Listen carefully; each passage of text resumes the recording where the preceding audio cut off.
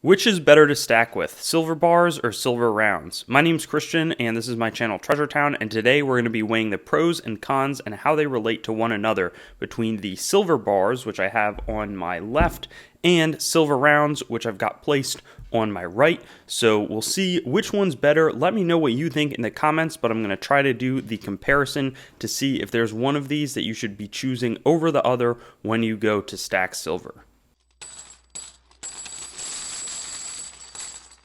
So among the topics that we're going to be covering, I want to go over things like the entry price or the premiums, the storage, how easily you can split them, and the different sort of denominations or amounts of silver tied up in each one, whether you're stacking a lot or a little bit, and then some of like the collector appeal or toning, and then finally the exit price, how it's viewed by shops when you're going to sell. So I have my own opinions, obviously. The first one, though, is going to be entry price, and I think that there are some important distinctions to be made. So one important thing with rounds, like these are some larger rounds. This is a 5-ounce silver round. I have, I think, 5 of them in my stack, and I don't love the higher amount or the higher denomination rounds just because it feels a little awkward to be storing it. It feels like this is beyond the point at which something should be a coin or in a coin shape. You know, we have the 1 ounce up top. I feel like this is more reasonable, like the 1 ounce government bullion rounds. You know, it's still like a coin amount of silver, whereas I think some of the larger, like it's a little bit awkward to store things that are circular in shape. There's a fair amount of these larger rounds that are marketed, but I'll talk more about that later. I just think that especially if you're looking to get in for lower premiums, that in this category, the silver bar would probably win out because the bars come in a lot of different shapes and sizes as well. Over here I have like a 2 ounce or 2.1 troy ounce. They can really be melded to whatever amount that you want, whereas the rounds, it's more going to be clear 1 and 5 ounce. And I think that there's a few 10-ounce rounds, and then obviously there's like the ones that make the news that are like 10 kilos of gold or something. Well, that's not practical. Whereas bars, for the most part, I have a 5, and they can be stamped individually with their exact amount. That's 4.98, but I have a 5 troy ounce one right there. Then I also have a bunch of different 1 ounce OPM metals. They've got one, but then I also have some like more private famous Concord stage. There's lots of different amounts that you can get in with on the bars side. Now then, in terms of the next one, the entry price I should really focus on. There are going to be slightly lower premiums when you're purchasing large bars as opposed to that same quantity in terms of rounds, just because, again, it makes sense. That's 1 kilo.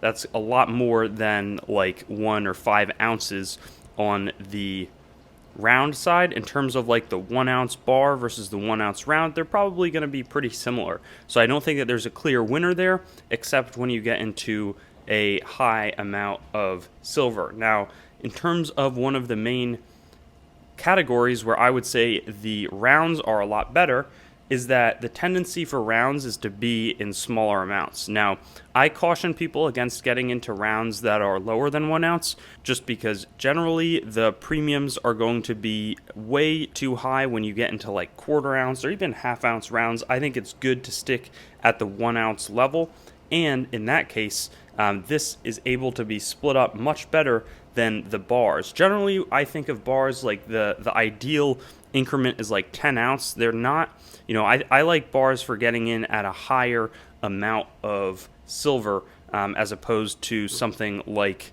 rounds, which are probably better if you're trying to get, a bunch of 1 ounce coins or round, they're round shaped, whereas like these, they don't stack quite as well.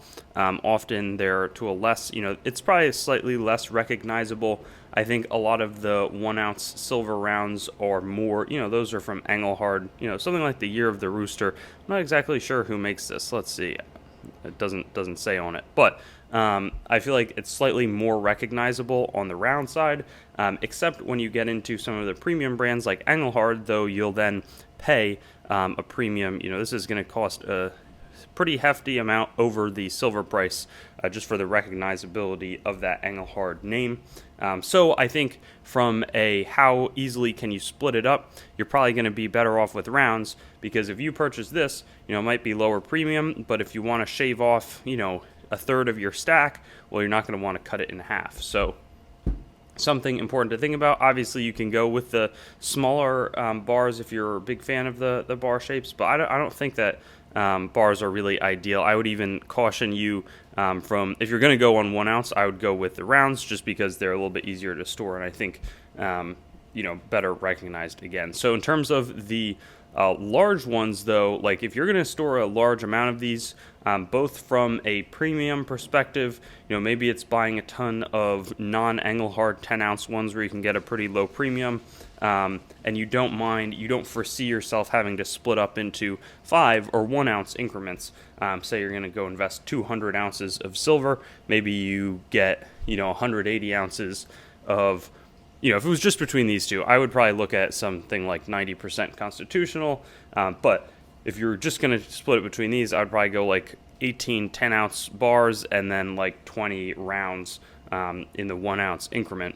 So if you're going to go for a large amount, though, it's also from a storage perspective, it's a little more of a pain. Like you can get some tubes. I know with Silver Eagles, it comes like a tube like this, 20 Silver Eagles, really nice method of storing those. Whereas and the rounds can probably be similar, like especially if you get 20 of the same one and don't spread it out too much. Whereas bars, like either it's a really good way to just store a ton of silver in having these larger ones, but if you have these small, mini bars, it's going to be a little bit more of a pain. Like they're not all going to be the same size, and that's true to some extent with the rounds as well. But like these two are both the same amount of silver. One of them is a lot thicker, and one of them is like much more refined, or the quality of the cut seems to be a bit nicer. And then also, something to think about is like how collectible are they, or the toning. I think that there's a little bit more appeal on the rounds. This doesn't matter quite as much, but for some people it does. You can really have some really nice designs here. You see the Pacific Ocean, and then all these Japan, China, Philippines, Honolulu, a lot of small detail. You can get the same thing definitely on the bars, but I think in general the focus is going to be more like the collectible aspect. If you're not going to have to pay more of a premium, I think the physical beauty, and this isn't like the best example, it's not the highest quality, but on the rounds is going to be nicer. Like I really like this Year of the Rooster. It's just a super sharp strike, and has a very attractive, I would say, eye appeal, whereas the bars are less so. Both of these can tone. I want to say, is it the Concord stage? I feel like there's one of these that has some nice toning. Now I'm going to want to find it. Maybe it's this one.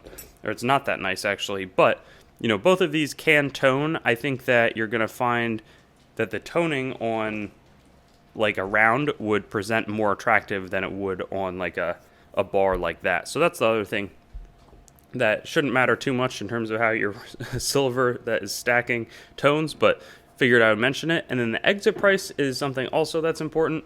So I think that the exit price that you would realize from both of these is actually going to be pretty similar.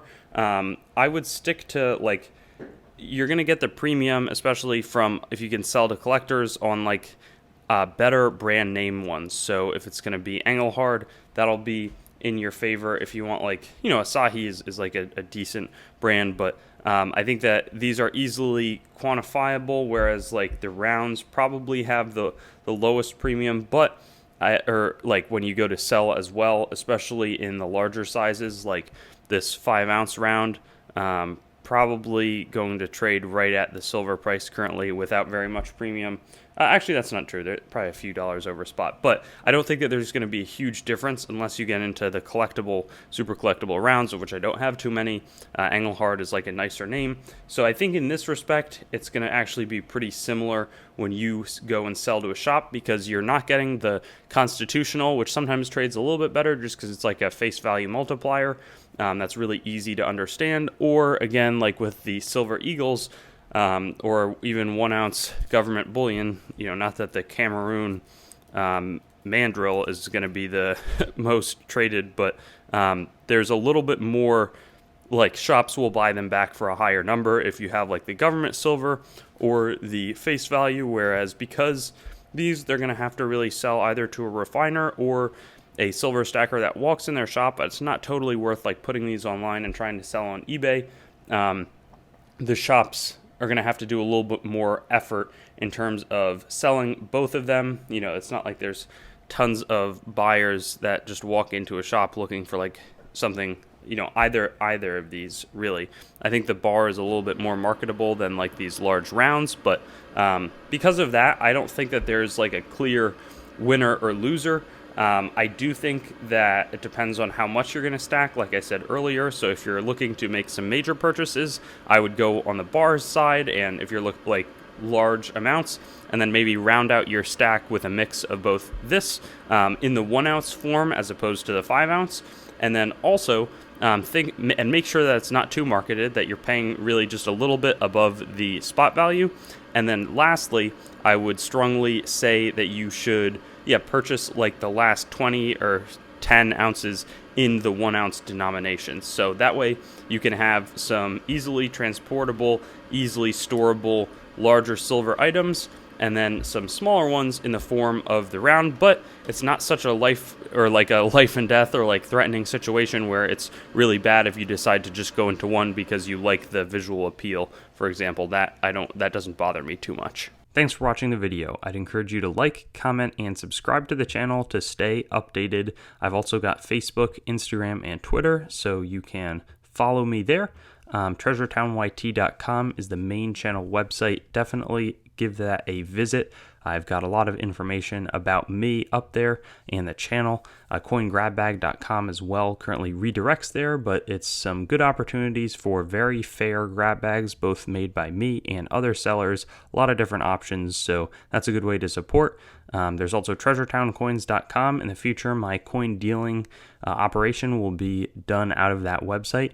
CoinMeltPrice.com for updates on the melt prices of your coins, both US and world. A lot of resources in that website.